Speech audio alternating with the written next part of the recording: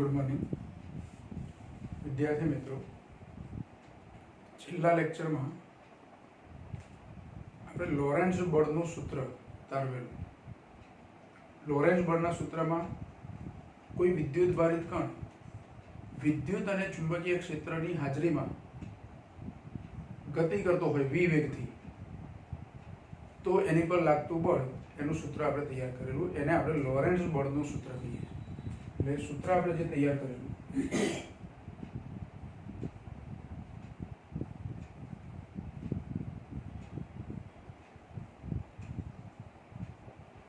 सूत्र आवो तो આપણે મેળવી દે F બરાબર Q કૌંસમાં E plus V cross B।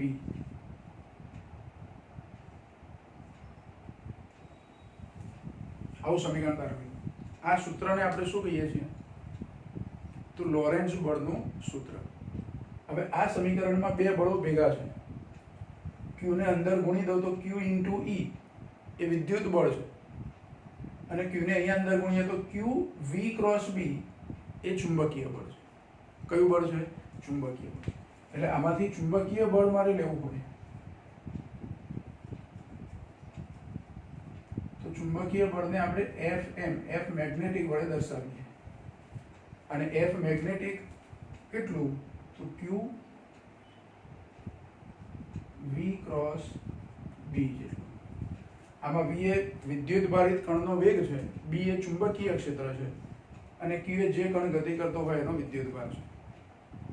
એક જ કણ ગતિ કરતો હોય, દાખલા તરીકે એકલો પ્રોટોન છે તો Q ને બદલે હું E લખી શકું અને ઇલેક્ટ્રોન હોય તો માઇનસ E લખવાનું, કારણ કે બળની દિશા આપણે ધ્યાનમાં લેવાની છે। હવે V અને B એની વચ્ચેનો ખૂણો ધારો કે થીટા હોય तो चुंबकीय बल Fm बराबर QVB sin theta into n caret અને માત્ર એનું મૂલ્ય લેવું હોય તો Fm બરાબર QVB sin थीटा। જ્યાં થીટા એટલે શું તો V અને B વચ્ચેનો ખૂણો છે। બે સદિશો V અને B એની વચ્ચેનો ખૂણો थीटा છે, બરાબર। હવે જો थीटा બરાબર 90 લેવામાં આવે, હું थीटा બરાબર 90 લઈ લઉં એટલે કે V અને B પરસ્પર લંબ, તો બળનું સૂત્ર આવું થશે Fm બરાબર QVB। આવું સૂત્ર થાય ક્યારે? थीटा બરાબર 90 હોય ત્યારે। હવે આની પરથી चुंबकीय क्षेत्रનો એકમ આપણે નક્કી કરીએ અને પછી એની વ્યાખ્યા આપવાની। આપણે ચુંબકીય ક્ષેત્રની વાત તો કરી કે ગતિમાન વિદ્યુત ભાર હોય તો ચુંબકીય ક્ષેત્ર ઉત્પન્ન કરે, પણ એ ચુંબકીય ક્ષેત્ર કયા એકમમાં માપીશું તો એનો એક SI એકમ આપણે લઈશું, બરાબર। SI એકમ એનો નક્કી કરીએ તો આ સૂત્રમાં B ને હું કરતા બનાવું તો B નું સૂત્ર શું બને તો B બરાબર Fm अपॉन QV આવું સૂત્ર બને। Fm એટલે બળ છે, એ બળ ચુંબકીય હોય કે વિદ્યુત બળ હોય, અહીંયા ચુંબકીય બળ છે પણ ગમે તે પ્રકારનું બળ હોય એનો એકમ આવે ન્યૂટન। વિદ્યુત ભારનો એકમ ખબર છે આપણને કુલમ અને અહીંયા વેગ છે એનો એકમ છે મીટર પર સેકન્ડ। એટલે આ બધાના એકમો લખીએ તો કોનો એકમ બને? B નો એકમ। અને આ બધાના એકમો આપણે SI એકમો લખીએ છીએ તો B નો એકમ જે બને એ પણ શું કહેવાય? SI એકમ કહેવાય, बराबर। तो B नो एकम चुंबकीय क्षेत्रनो एकम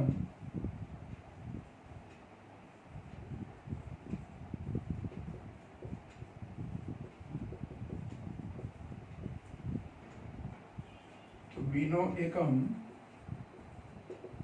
શું થશે તો બળનો એકમ છે ન્યૂટન, પછી નીચે વિદ્યુત ભારનો એકમ છે કુલમ, કુલમનો કેપિટલ C લખું। वेगનો એકમ છે મીટર પર સેકન્ડ એટલે અહીંયા મીટર પર સેકન્ડ લખું તો આ ચુંબકીય ક્ષેત્રનો એકમ થયો ન્યૂટન સેકન્ડ પર કુલમ્બ મીટર। શબ્દોમાં લખવું તો આવું લખાય ન્યૂટન સેકન્ડ પ્રતિ કુલમ્બ મીટર।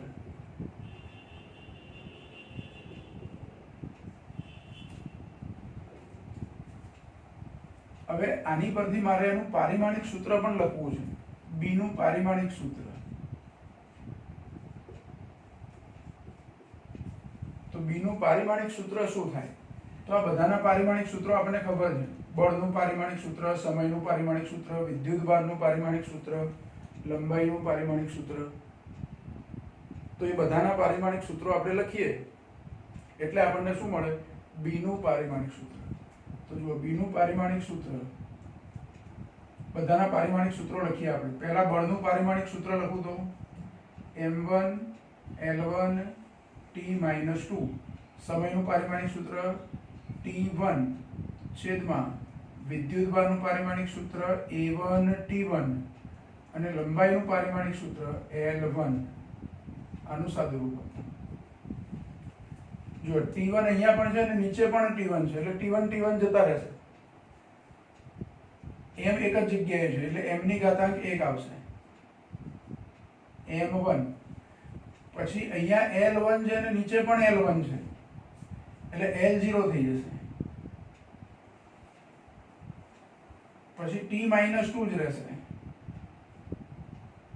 કેમ T-2? તો અહીંયા T1 ને આ બાજુ T1 હતા ઉડી ગયા એટલે T-2 રહેશે અને A-1 થશે. આવું એનું પારિમાણિક સૂત્ર હશે. M1 L0 T-2 A-1. આ કોનું? બી નું પારિમાણિક સૂત્ર થયું. હવે આ એક એકમ આપણે લખ્યો ન્યૂટન સેકન્ડ પર કુલમ મીટર. બીજો એકમ હું શું લખી શકું? તો અહીંથી મૂળભૂત ભૌતિક રાશિઓના સ્વરૂપમાં એકમ લખી શકાય. આ દળ છે એની પર 1 ઘાત છે, દળનો સંકેત છે એની પર એટલે કિલોગ્રામ. પછી આ 2 છેદમાં છે એટલે કિલોગ્રામ પર એમ્પિયર સેકન્ડ સ્ક્વેર. જો એનો બીજો એકમ મારે લખવો હોય તો કિલોગ્રામ પ્રતિ એમ્પિયર સેકન્ડ સ્ક્વેર. એક આ એકમ પણ તમે લખી શકો.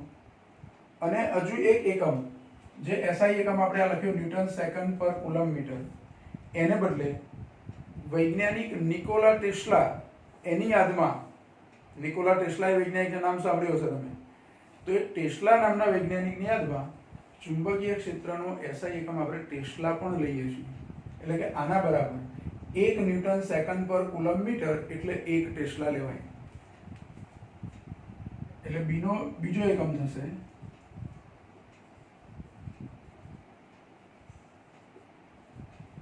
ટેસ્લા પણ લેવાય છે.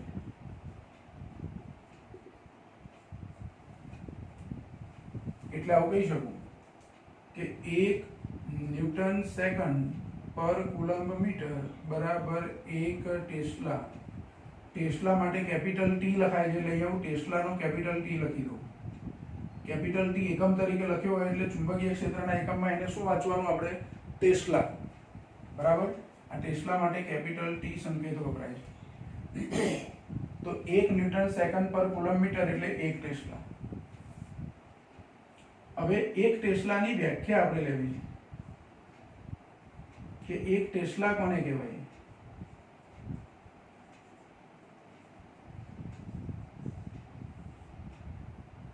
એક ટેસ્લા જેટલું ચુંબકીય ક્ષેત્ર કોને કહેવાય? તો જો આ જે સૂત્ર આપણે લખ્યું છે એની પરથી બી ને કરતા બનાવ્યા. હવે આ સૂત્રમાં બધા પદો એકમ લઈ લો અને આવું સૂત્ર આપણને ક્યારે મળ્યું? થીટા બરાબર 90 લીધા ત્યારે. નહીં તો પાછા આમાં સાઈન થીટા આવતા. આ જે સાઈન થીટા છે એ અહીંયા QV સાઈન થીટા એવું આવે, FM/QV સાઈન થીટા. પણ થીટા 90 લીધા એટલે સાઈન 90 1 થઈ ગયા. આ થીટા 90 લીધા એટલે સાઈન 90 શું થઈ ગયું? 1. એટલે આપણું આવું સૂત્ર બન્યું.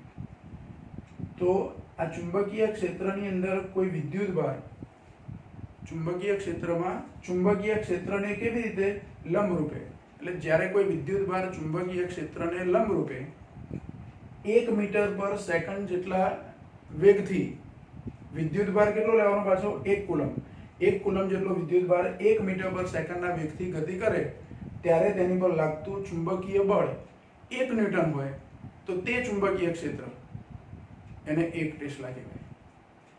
એટલે જ્યારે ચુંબકીય ક્ષેત્રને લંબરૂપે 1 કુલમ જેટલો વિદ્યુત ભાર 1 મીટર પર સેકન્ડના વેગથી ગતિ કરતો હોય ત્યારે તેની પર લાગતું ચુંબકીય બળ જો 1 ન્યૂટન હોય તો તે ચુંબકીય ક્ષેત્ર 1 ટેસ્લા જેટલું છે તેવું કહેવાય. આ 1 ટેસ્લાની વ્યાખ્યા છે. એટલે એ લખીએ આપણે કે ચુંબકીય ક્ષેત્રને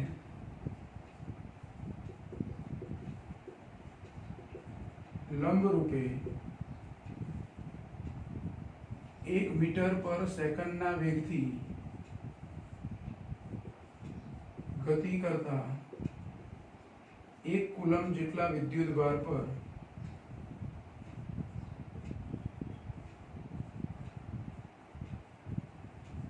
લાગતું ચુંબકીય બળ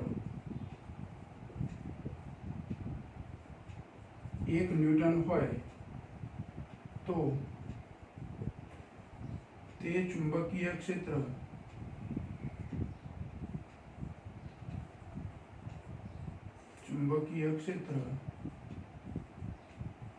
એક ટેસ્લા છે તેમ કહેવાય. આ વ્યાખ્યા બરાબર યાદ રાખજો. કોઈ વખત 1 માર્કમાં વ્યાખ્યા આપણને પૂછી શકાય અલગથી.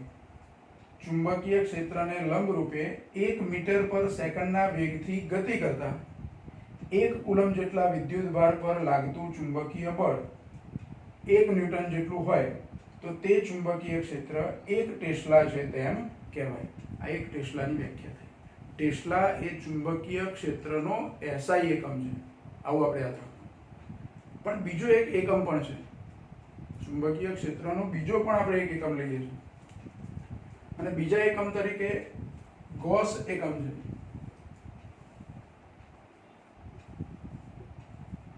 ચુંબકીય ક્ષેત્રનો અન્ય એકમ એટલે કે બીજો એકમ ગૌસ છે.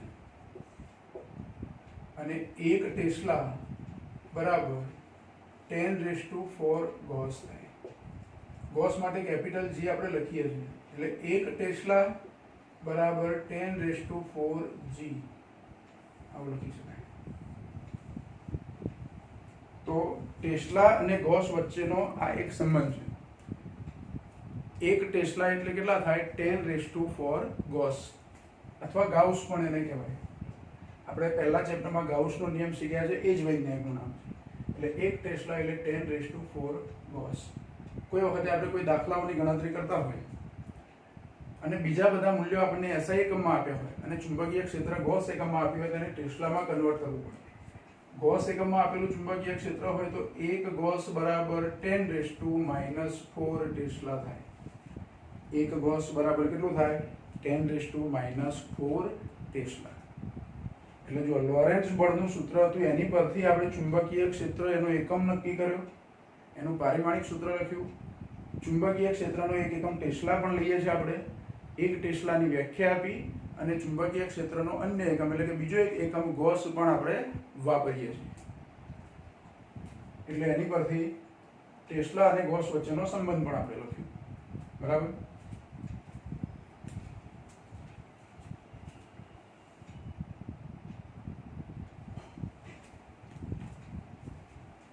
બીજો એક પ્રશ્ન છે, વિદ્યુત પ્રવાહધારિત વાહક પર લાગતું બળ. વિદ્યુત પ્રવાહધારિત વાહક એટલે કે વાહક તાર.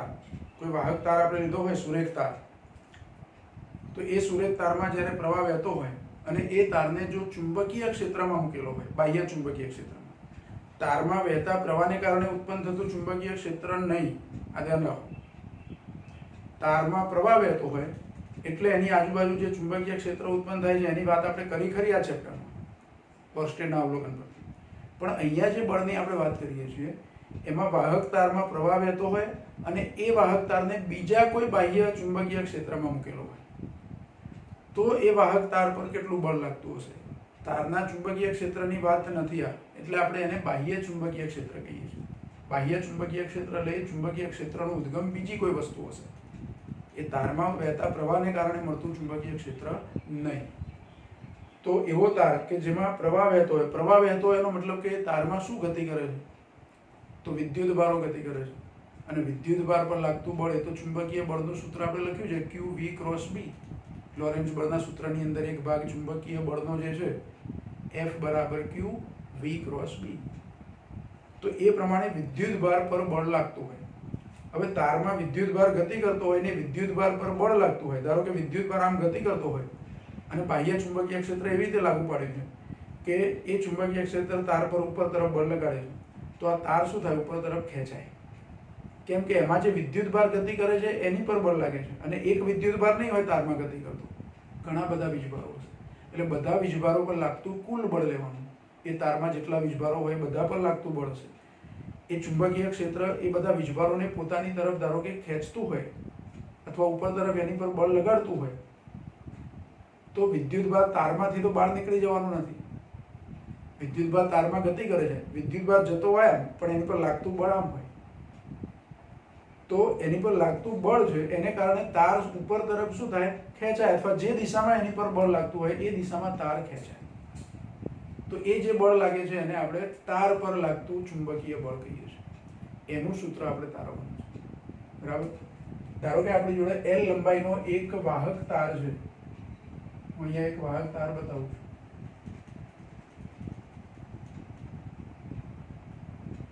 ધારો કે L લંબાઈનો આ વાહક તાર છે.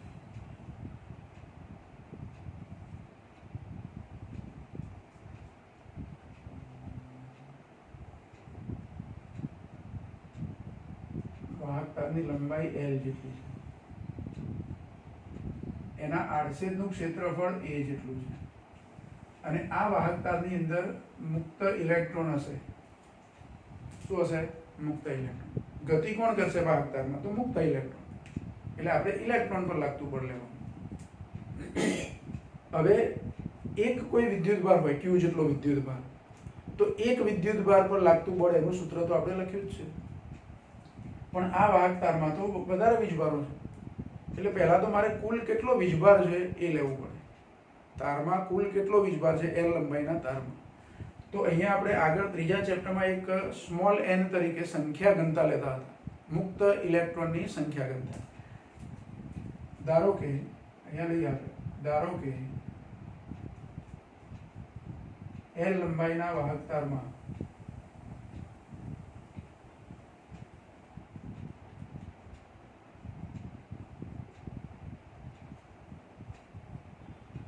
મુક્ત ઇલેક્ટ્રોનની સંખ્યા ઘનતા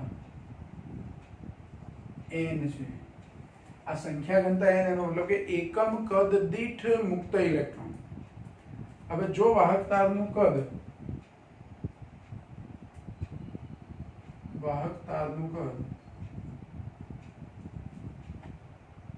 v બરાબર, આ કદ માટે v લખ્યું છે, v બરાબર AL હોય તો AL એટલે આડછેદનું ક્ષેત્રફળ ગુણ્યા લંબાઈ, એટલે આ વાહક તારનું કદ થયું નળાકારના કદના સૂત્ર પરથી. તો આ વાહક તારનું કદ AL હોય તો આ તારમાં કુલ કેટલા ઇલેક્ટ્રોન થાય? મુક્ત ઇલેક્ટ્રોન. કેટલી લંબાઈમાં? માત્ર L લંબાઈની વાત કરીએ છીએ આપણે. તો L લંબાઈના વાહક તારમાં કુલ મુક્ત ઇલેક્ટ્રોનની સંખ્યા એકમ કદમાં n ઇલેક્ટ્રોન હોય તો v કદમાં કેટલા ઇલેક્ટ્રોન હોય? તો n અને v ના ગુણાકાર જેટલા. એટલે એ ઇલેક્ટ્રોનની સંખ્યા આપણે લખવી છે. જો વાહક તારનું કદ v બરાબર AL હોય તો વાહક તારમાં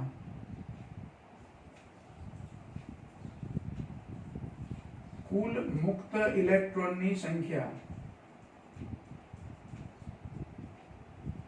એ સંખ્યાને હું કેપિટલ N કહી દઉં તો કેપિટલ N બરાબર સ્મોલ n ઇન્ટુ v બરાબર NaL. આ કુલ સંખ્યા થઈ. શું થયું? કુલ સંખ્યા. હવે જુઓ, એક વિદ્યુતભાર હોય Q જેટલો, એક વિદ્યુતભાર હોય તો એક વિદ્યુતભાર પર લાગતા બળનું સૂત્ર આપણને ખબર છે.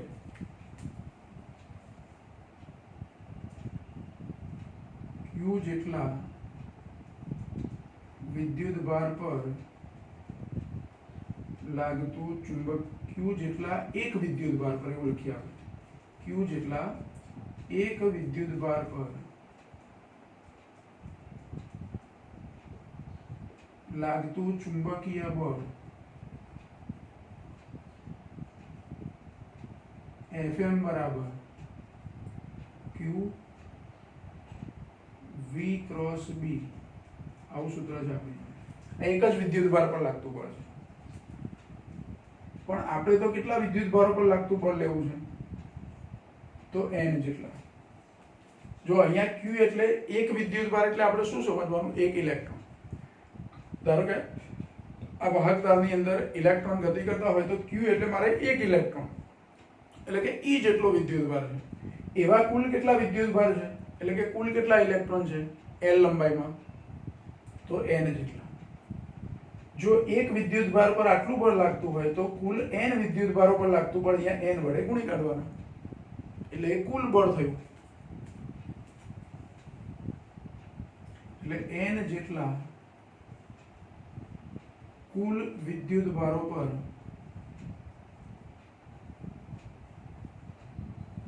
લાગતું બળ F બરાબર, હવે Fm કહેવાને બદલે ખાલી F કહી દો તો F એ કેટલું બળ થાય? તો આ Fm એટલે કે એક વિદ્યુત ભાર પર લાગતું બળ છે અને n વડે શું કરવાના છે? ગુણવાના છે. તો n q v cross b આટલું બળ થાય. જ્યાં n ની કિંમત મારે શું લખી દેવાની? n a l, small n a l. એટલે આ સૂત્ર હવે આવું થશે. F બરાબર કુલ બળ F બરાબર n a l q v cross b. n a l q v cross b આવું સૂત્ર થાય. હવે આપણે આને પ્રવાહ ઘનતાના સ્વરૂપમાં પણ લખવું છે, લખી શકીએ આપણે, અને પછી એની પરથી પ્રવાહ લઈ આવવો છે. તો પ્રવાહ ઘનતાનું સૂત્ર છે J બરાબર n e v d. આવું સૂત્ર લેતા હતા. આને હું નંબર આપી દઉં 3. હવે પ્રવાહ ઘનતા J બરાબર n e, e ને બદલે અહીંયા આપણે શું લખ્યું છે? q, એટલે q લખી દઉં. n q v d. આ v ને બદલે હું vd લખી શકું, એટલે અહીં vd લખ્યા એ જ વેગ આ ડ્રિફ્ટ વેગ છે. કારણ કે ઇલેક્ટ્રોન તારમાં જે ગતિ કરે છે પ્રવાહ વહેતો એ વખતે, તો એને એ વેગ જે હોય એને આપણે ડ્રિફ્ટ વેગ કીધો છે. એટલે આ v ને બદલે હું vd લખી શકું. એટલે j બરાબર n q vd. પણ j બરાબર તો i upon a છે, એટલે i upon a બરાબર n q vd. તો i બરાબર હું શું લખી શકું? n q vd a. તો અહીંયા છે આપણી જોડે એવું n q vd a આપણે લખેલું જ છે ઓલરેડી. એટલે જો હવે f નું સૂત્ર થોડું ગોઠવીને લખવું. આ f નું સૂત્ર પહેલા ગોઠવીને લખું, પછી એમાં i ની કિંમત આપણે મૂકીએ. બરાબર? તો n q પછી v ને બદલે vd લખું છું. a l cross b. હવે જુઓ અહીં વેગ પર જે સદિશની નિશાની હતી એનો અને આ લંબાઈનો સાદો ગુણાકાર જ છે. આ કૌંસ મેં ના કર્યો હોત તો ચાલતું. આ બધો આટલે સુધી આ સાદો ગુણાકાર છે, છેલ્લે ખાલી ક્રોસ b એવું આવે. તો આ vd જે સદિશ રાશિ છે એની પર અહીંયા તીરની નિશાની હતી. આ તારની લંબાઈને હું સદિશ ગણી શકું. એટલે વેગનો સદિશ જે vd પર હતો એ લંબાઈ પર હું ટ્રાન્સફર કરી શકું. વેગનો સદિશ જે vd હતો એને લંબાઈ પર આપણે શું કરીએ? ટ્રાન્સફર કરી દઈએ. બે ભૌતિક રાશિઓનો સાદો ગુણાકાર હોય, એમાં એકનું મૂલ્ય હોય અને બીજો સદિશ હોય. બે ભૌતિક રાશિઓ l અને v. એકને સદિશ રાખ્યું છે, આ બેની વચ્ચે સાદો ગુણાકાર છે. ધ્યાન રાખો કેવો ગુણાકાર છે? સાદો. સદિશ કે અદિશ એવો નહીં. l ભૌતિક રાશિ સદિશ છે, પણ અહીંયા એનું માત્ર મૂલ્ય લીધું છે અને v ને સદિશ તરીકે લીધું છે. તો l સદિશ v આ બેનો સાદો ગુણાકાર હોય તો એને l સદિશ l પર કરી અને v આવું લખી શકું, અથવા તો v સદિશ l આવું લખી શકું. બેમાંથી એક જ પર સદિશની નિશાની હોય. જેની પર સદિશની નિશાની હોય તે સદિશ તરીકે લીધો છે, જેની પર સદિશની નિશાની નથી તે માત્ર મૂલ્ય લીધું છે. આવો ગુણાકાર સાદો ગુણાકાર હોય બે ભૌતિક રાશિઓનો, પણ એક શરત, બંને સદિશ હોવી જોઈએ. જેમાંથી એકનું માત્ર મૂલ્ય લીધું છે, એકને સદિશ તરીકે લીધો છે. તો એવું હોય એ વખતે બેમાંથી ગમે તે એક પર હું સદિશની નિશાની રાખું તો આ ગુણાકારનો જવાબ જે આવવાનો છે એમાં કોઈ ફરક પડતો નથી. એટલે હું L સદિશ V ને બદલે V સદિશ L લખું. અહીંયા આપણે એવું જ કર્યું, L સદિશ V હતું એના બદલે V સદિશ L લખી દીધું. એટલે સદિશની નિશાની ટ્રાન્સફર કરી કહેવાય. આવું કરી શકાય સાદો ગુણાકાર હોય તો. અને પછી તો V નો જેમ B ની જોડે સદિશ ગુણાકાર હતો એને બદલે L નો B ની જોડે સદિશ ગુણાકાર. આટલો ફેરફાર આપણે કર્યો. હવે NQVDA એના બરાબર શું લખી શકું? I. એટલે આ નંબર 4 કહું અને આને નંબર 5 કહું. તો 4 ની કિંમત ક્યાં મૂકવાની? 5 માં. એવું આપણે અહીંયા લખી શકીએ. હું ડાયરેક્ટ લખી દઉં છું કે સદિશ F બરાબર IL ક્રોસ B. હવે આ IL થાય, એમાં I એ અદિશ રાશિ છે એટલે હવે સદિશને ટ્રાન્સફર ના કરી શકું કે L ને અલગ લખી દઉં ને I ની ઉપર સદિશ નિશાની, એવું કરી શકાય નહીં. અને આ IL ને આપણે શું કહીશું? તો L લંબાઈના વાહકમાં આ L લંબાઈનો વાહકતાર છે એની અંદર ધારો કે ઇલેક્ટ્રોન આમ જતા હોય તો પ્રવાહ આ બાજુ જતો હશે. એટલે I જેટલો પ્રવાહ વહેતો હોય વાહકતારમાં, તો I અને L નો જે ગુણાકાર છે અહીંયા જે I સદિશ L, એને વિદ્યુત પ્રવાહખંડ કહેવાય. શું કહેવાય? વિદ્યુત પ્રવાહખંડ. L લંબાઈનો વિદ્યુત પ્રવાહખંડ એવું કહેવાય.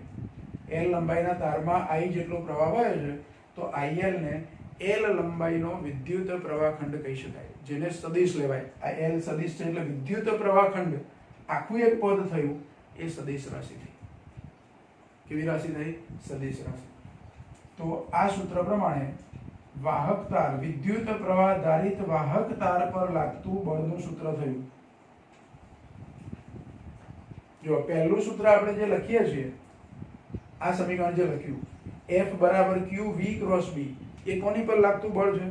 વિદ્યુત ભાર પર. કોઈ એક સિંગલ વિદ્યુત ભાર પર લાગતું બળ છે. આ તારની અંદર ઘણા બધા વિદ્યુત ભારો ગતિ કરે છે, એને કારણે પ્રવાહ I રચાયેલો છે.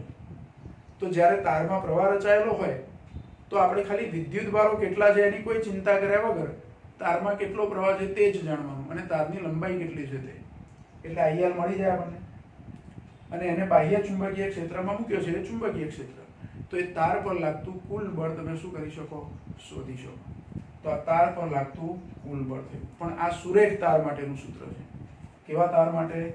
સુરેખ તાર માટે.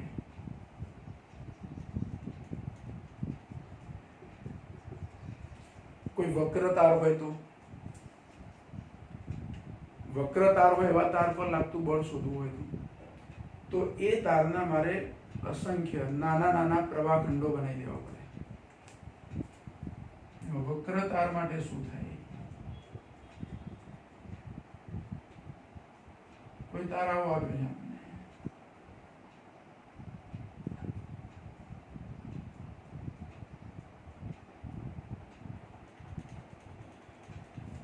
વક્ર તાર આપણી, અને તારમાં ધારો કે આ દિશામાં પ્રવાહ વહે છે, I જેટલો પ્રવાહ જાય છે, તો મારે શું કરવાનું? આ તારના નાના નાના ટુકડા વિચારવાના, નાના નાના પ્રવાહખંડો વિચારવાના. બધા પ્રવાહખંડોની દિશા જુદી જુદી હશે. મારે IL ની દિશા ગણવી હોય તો પ્રવાહની દિશામાં, પણ એ તો પ્રવાહ જ વક્ર માર્ગ પર છે. એટલે અહીંયા ધારો કે કોઈ એક નાનો પ્રવાહખંડ આટલો લઉં, આટલો નાનો પ્રવાહખંડ, તો એની દિશા આ બાજુ છે. પણ અહીંયા કોઈ પ્રવાહખંડ હોય તો આમ દિશા છે, અહીંયા કોઈ પ્રવાહખંડ હોય તો અલગ દિશા છે. એટલે દરેક બિંદુએ પ્રવાહખંડો જે વિચાર્યા છે એ બધાની દિશામાં થોડો થોડો શું છે? ફેરફાર છે. તો આટલો પ્રવાહખંડ I, એમાં પ્રવાહ વહે છે, અને એ પ્રવાહખંડની લંબાઈ dl જેટલી લઈ લઉં અથવા ડેલ્ટા L લઈ લઉં. ધારો કે પહેલા ડેલ્ટા L લઉં છું, હમણાં નાની લંબાઈ જે છે એને I ડેલ્ટા L લઈ લઉં. તો એક નાનો પ્રવાહખંડ થયો. હવે આ તારને આપણે બાહ્ય ચુંબકીય ક્ષેત્રમાં મૂક્યું હોય તો I ડેલ્ટા L જેટલા સૂક્ષ્મ પ્રવાહખંડ પર લાગતું બળ લેવાનું આવે. I ડેલ્ટા L જેટલા સૂક્ષ્મ પ્રવાહખંડ પર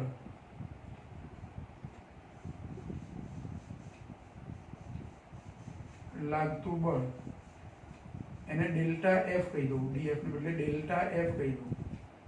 તો ડેલ્ટા F બરાબર I delta L cross B. આવું સૂત્ર થાય. I delta L cross B. ટૂંકમાં અહીંયા L ને બદલે આપણે શું લખ્યું? ડેલ્ટા L લખ્યા. હવે આ એક પ્રવાહખંડ છે, બીજો પ્રવાહખંડ, ત્રીજો, ચોથો, એમ બધા જ પ્રવાહખંડો પર લાગતું કુલ બળ એટલે કે આ તાર પર લાગતું કુલ બળ. દરેક પ્રવાહખંડ પર લાગતા બળો શોધી અને એમનો શું કરવું? સદિશ સરવાળો, કારણ કે બળ એ સદિશ રાશિ છે. એટલે બધા પ્રવાહખંડો પર લાગતા બળો શોધી અને એ બધાનો સદિશ સરવાળો કરું તો આ તાર, ભલે તાર વક્ર છે, એની પર લાગતું મને કુલ બળ મળે. એટલે વક્ર તાર પર લાગતું કુલ બળ. વક્ર તાર ખરો પણ કેવો? વિદ્યુત પ્રવાહ આધારિત. એમાં પ્રવાહ વહેતો હોય તો જ બળ લાગે. ધારો કે આ તારને હું બાહ્ય ચુંબકીય ક્ષેત્રમાં મૂકું પણ એમાં પ્રવાહ જ ના વહેતો હોય તો આવું કોઈ બળ લાગે નહીં. આ બળ ક્યારે લાગે? એવું સૂત્ર છે, આ પ્રવાહ વહેતો હોય ત્યારે. તો આમાં એવું જ છે. એટલે વક્ર તાર પર લાગતું કુલ બળ F બરાબર sigma delta F. Delta F ની કિંમત મૂકી દેવાની એટલે કે sigma I delta L cross B. જ્યાં અહીંયા ડેલ્ટા L I લખી શકું સફિક્સમાં, I બરાબર 1 to n. અને જો આ સદિશ લંબાઈઓ ખૂબ જ સૂક્ષ્મ લેવામાં આવે તો આ સૂત્ર સંકલનના સ્વરૂપમાં પણ લખી શકાય. એટલે એવું લખી શકું કે જો limit delta L tends to 0 હોય તો બળનું સૂત્ર F બરાબર સંકલન I dl ક્રોસ B આવું લખી શકાય. અને બળ સદિશ રાશિ તો F બરાબર અહીંયા જે સૂત્ર લખ્યું આપણે sigma I delta L cross B, અહીંયા હું L I લખી દઉં તો I બરાબર 1 to n. n પ્રવાહખંડો છે એમ. પણ જો limit delta L tends to 0 લેવામાં આવે, limit delta L tends to 0 લેવામાં આવે તો સદિશ F એટલે કે કુલ બળ F બરાબર સંકલન I dl ક્રોસ B. આ પરિણામ વક્ર તાર માટે થયું.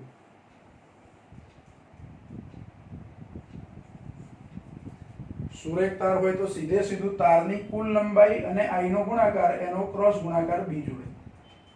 તાર 1 મીટર લંબાઈનો હોય તો સીધું મારે અહીંયા 1 મીટર લેવાનું. પણ 1 મીટર લંબાઈનો વક્ર તાર હોય તો વક્ર તાર હોય તો અહીંયા હું સીધું 1 મીટર લંબાઈ ના લઈ શકું તાર. એના સૂક્ષ્મ ખંડો લેવા પડે. એ ખંડો લઈને આવી રીતે સંકલન સમેશન અથવા તો આ સંકલન કરવું પડે. એટલે સંકલનથી પછી વક્ર તાર ગમે એટલી લંબાઈનો હોય એની પર લાગતું કુલ ચુંબકીય બળ તમે શોધી શકો. તો આ બીજો એક અગત્યનો પ્રશ્ન થયો. જેટલો લોરેન્ટ્ઝ બળનો પ્રશ્ન અગત્યનો છે એટલો જ અગત્યનો પ્રશ્ન છે વિદ્યુત પ્રવાહ આધારિત વાહક તાર પર લાગતું બળ. આમ તો આપણે આટલે સુધી જવાનું છે. વિદ્યુત પ્રવાહ આધારિત સુરેખ વાહક તાર પર લાગતું બળ એવું જો પ્રશ્ન પૂછ્યો હોય તો આટલે આપણો પ્રશ્ન પૂરો થઈ જાય. પણ ખાલી વાહક તાર પર લાગતા બળનું સૂત્ર મેળવવું એવું કીધું હોય તો પહેલા સુરેખ તાર માટે તારવવાનું અને પછી વક્ર તાર માટે આવું લખી દેવાનું. એના માટે આવી બધી ગણતરી કરવાની જરૂર નથી. આપણને આ સૂત્ર મળ્યું એને આધારે જ આપણે લખવાનું છે. પણ L ને બદલે સૂક્ષ્મ પ્રવાહખંડ ડેલ્ટા L લીધો. IL ને બદલે IL પ્રવાહખંડને બદલે સૂક્ષ્મ પ્રવાહખંડ I ડેલ્ટા L લીધો. એવા બધા પ્રવાહખંડોનું કુલ બળ લીધું અને limit delta L tends to 0 લઈએ તો F બરાબર સૂત્ર સંકલનના સ્વરૂપમાં આપણને મળે. તો આ પણ એક અગત્યનો પ્રશ્ન.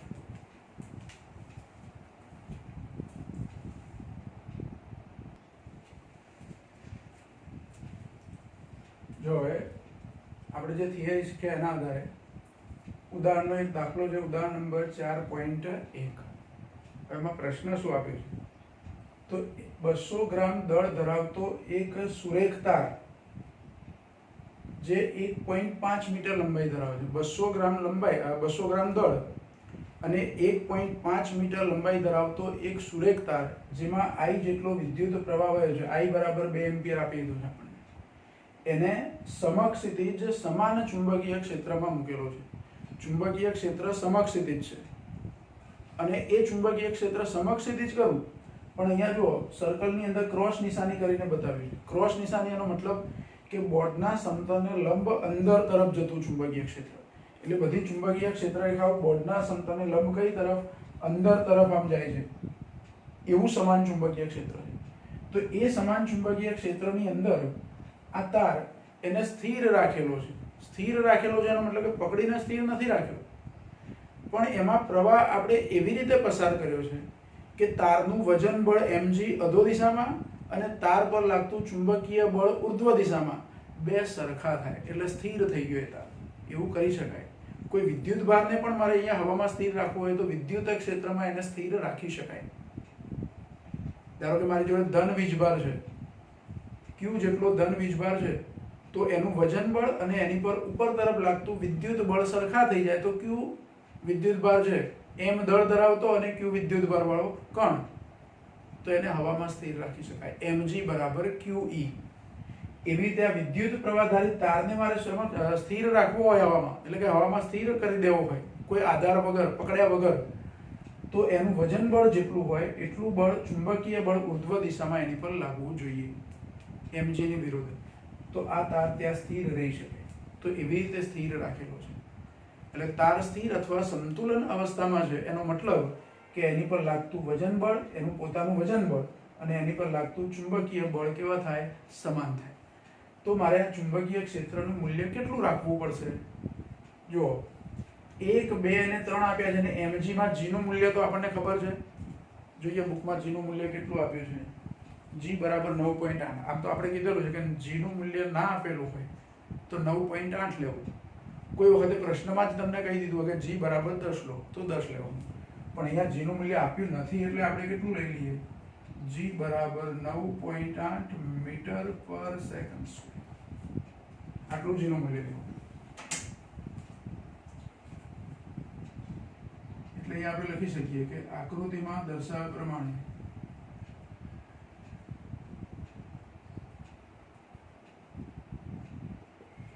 જો આ આકૃતિ તમને પ્રશ્નમાં આપી છે, પ્રશ્નમાં આવું બતાવેલું છે, આકૃતિ પ્રશ્નમાં આપી છે, એટલે આપણે આકૃતિ પરથી એવું લખી શકીએ કે આકૃતિમાં દર્શાવ્યા પ્રમાણે સુરેખ તાર પર લાગતા બે બળો, એક ગુરુત્વાકર્ષણ બળ જેને આપણે mg કહીએ છીએ તથા બીજું ચુંબકીય બળ જેને આપણે ILB કહીએ છીએ, સમાન મૂલ્યના અને પરસ્પર વિરુદ્ધ દિશાના હોય તો તાર સ્થિર રહી શકે. ચુંબકીય ક્ષેત્રમાં તાર કેવો રહી શકે? સ્થિર. એટલે હવે નીચે લખી દઉં કે ILB બરાબર mg અથવા mg બરાબર ILB. તો એમાં b ને કરતા બનાવીને એની કિંમત મૂકી દેવાની. તો b બરાબર mg upon IL. mg 200 ગ્રામ હતા એના કિલોગ્રામ કર્યા છે 0.2 ગુણ્યા g નું મૂલ્ય 9.8 ભાગ્યા પ્રવાહ છે 2 એમ્પિયર અને લંબાઈ છે 1.5. આનું સાદુરૂપ આપીએ એટલે આપણને b મળે.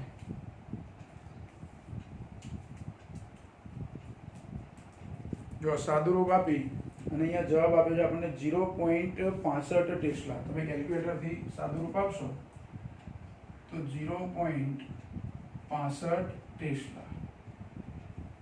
આટલું ચુંબકીય ક્ષેત્ર મારે રાખવું પડે.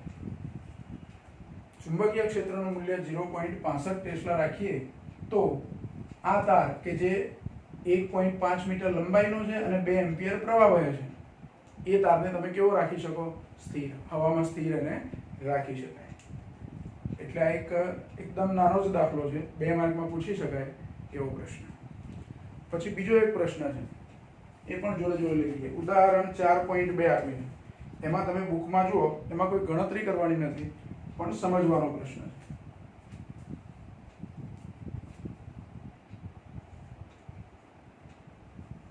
4.2 जो प्रश्न एवो आप्यो छे कि जो चुंबकीय क्षेत्र धन y अक्ष ने समांतर होय अने विद्युत भारित कण धन x अक्ष पर गति करतो होय, जेनी आकृति तमने आपी छे, तो इलेक्ट्रॉन એટલે કે ઋણ વીજભાર અને પ્રોટોન એટલે કે ધન વીજભાર પર કઈ દિશામાં લોરેન્ટ્ઝ બળ લાગશે?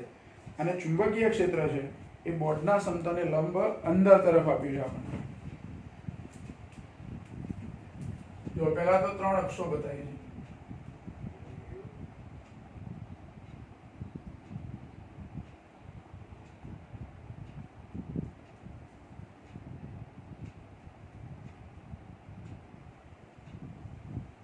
ત્રીજી અક્ષ y અક્ષ આપણે આમ જનરલી આમ બતાવતા હોય, અહીંયા બતાવી છે.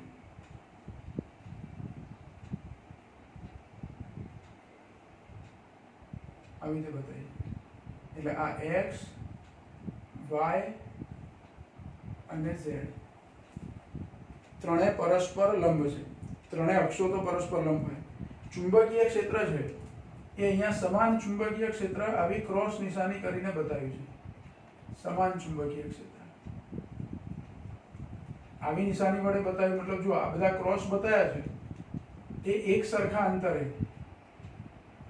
બધી આ ચોકડીઓ વચ્ચેના અંતરો સરખા છે એવું સમજવાનું. એટલે આ સમાન ચુંબકીય ક્ષેત્ર છે અને ચોકડી વડે દર્શાવ્યું એટલે કઈ તરફ? સમતલને લંબ અંદર તરફ. આ બી ચુંબકીય ક્ષેત્ર બોર્ડના સમતલને લંબ અંદર તરફ, એટલે કે y અક્ષની દિશામાં. y અક્ષ અંદર તરફ બતાવે છે અને કણ છે એ ધન x અક્ષ ઉપર ગતિ કરતો હોય, એટલે આ બાજુ કોઈ વિદ્યુત ભારિત કણ ગતિ કરતો હોય, q જેટલો વિદ્યુત ભાર. તો આ વિદ્યુત ભાર પર લાગતા બળનું સૂત્ર b જેટલી તીવ્રતાવાળા ક્ષેત્રમાં v વેગથી કોઈ વિદ્યુત ભારિત કણ ગતિ કરે તો એની પર લાગતા બળનું સૂત્ર છે આપણી જોડે. q જેટલો વિદ્યુત ભાર v વેગથી b તીવ્રતાવાળા ચુંબકીય ક્ષેત્રમાં ગતિ કરતો હોય તો તેની પર લાગતું ચુંબકીય બળ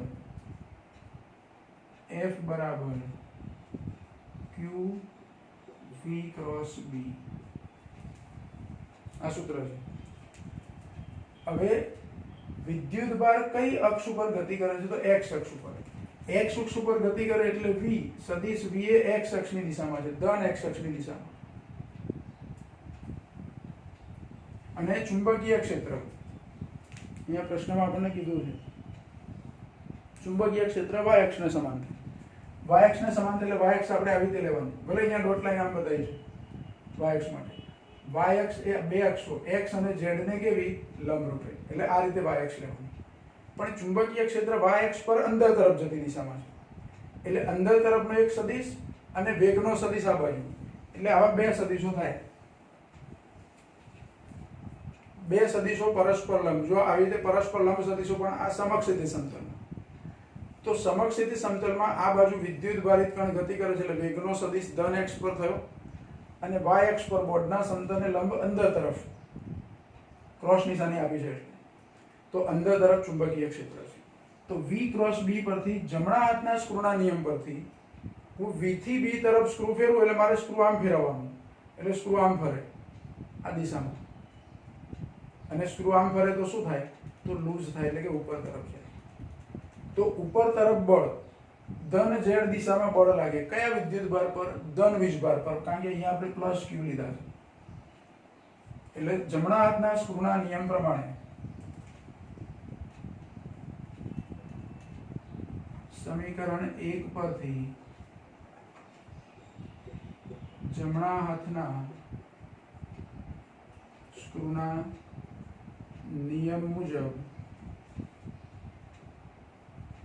ધન વિદ્યુત ભારિત કણ એટલે કે પ્રોટોન લખીએ આપણે, પ્રોટોન લખીને કૌંસમાં ધન લખીએ. નિયમ મુજબ પ્રોટોન એટલે કે ધન વિદ્યુત ભારિત કણ પ્રોટોન પર લાગતું બળ કઈ દિશામાં થશે? ઉર્ધ્વ દિશામાં. ઉર્ધ્વ દિશામાં એટલે કઈ દિશા? ધન ઝેડ દિશામાં લાગતું બળ ઉર્ધ્વ દિશામાં મળે અથવા ઉર્ધ્વ દિશામાં હશે. હવે ઋણ વીજભાર પર લેવું હોય તો ઋણ વીજભાર માટે અહીંયા માઇનસ નિશાની આવે. માઇનસ કરું એટલે આ ક્રમ બદલાઈ જાય, એટલે કે વિરુદ્ધ દિશા. ઇન શોર્ટ, ધન વીજભાર પર જે દિશામાં બળ લાગતું હોય તેના કરતા વિરુદ્ધ દિશામાં ઋણ વીજભાર પર બળ લાગશે. તેથી ઋણ વિદ્યુત ભાર પર એટલે કે ઇલેક્ટ્રોન પર ઋણ વિદ્યુત ભાર પર લાગતું બળ ઋણ ઝેડ દિશામાં મળે. બસ આટલું સમજાવવાનું છે. પણ આપણને એ સદિશો કેવી રીતે ગોઠવાયેલા છે એ ખબર પડવી જોઈએ. એ સદિશો જે ગોઠવાયા છે એ પ્રમાણે વેગનો સદિશ ધન x દિશામાં છે અને ચુંબકીય ક્ષેત્રનો સદિશ y દિશા ખરી, પણ બોર્ડના સંતનને લંબ અંદર તરફ. આ બાજુ y દિશા બતાવી છે આમ, તો અંદર તરફ. એ બે પરથી જમણા હાથના સ્ફુરણીય પરથી v ક્રોસ b શોધું તો ઉપર તરફ શરૂ ખસે છે, એટલે બળ ઉપર તરફ. એ ધન વીજભાર માટે આવે. અને ઋણ વીજભાર માટે લઉં તો જે દિશામાં ધન વીજભાર હોય એની વિરુદ્ધ દિશામાં ઋણ વીજભાર પર બળ લાગે. એટલે આપણું ઉદાહરણ નંબર 4.2 એમાં કોઈ ગણતરી નથી કરવાની, પણ આટલું લખવાનું છે. ઓકે.